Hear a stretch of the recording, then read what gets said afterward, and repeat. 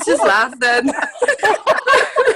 Yeah. The use of imagination actually shuts down the thinking part of the brain because we're imagining, right? Exactly. So then that's helpful. And it also, the act of using the imaginative part of the brain also turns off the fight or flight reflex, because that's a higher function that's not available.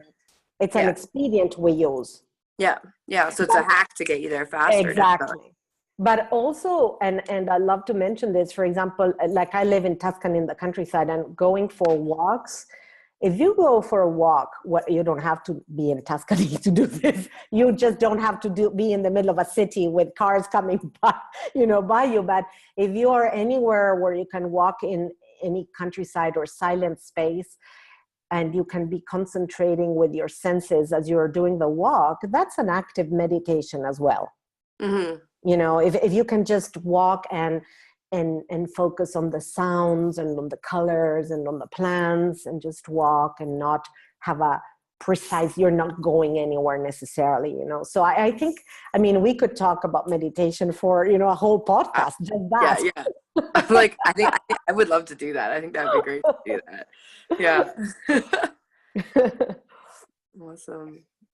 Yeah. I know that experience, like walking in nature. I've had moments where like I feel like my world is like this big, right? I'm so caught up in my thoughts. It's all up here, and like I can't even really, or maybe you're walking with somebody and talking and you don't even really see the view, versus doesn't matter if the view's great and the view's not so great, right? Versus like sort of opening your eyes differently and even like just looking around, Oh yeah. And one beautiful, easy exercise anybody can do, even if they live in an apartment, and as long as they have like a green plant or whatever, it's called the microcosm meditation. And if you're walking, it's just like, it's like leaning down and just looking at the tiny part, at the earth, and if you are like in the grass, watching the ants, and just going to this microcosm and just looking, and you start seeing so many things you never see, and you can be there for a long time, just like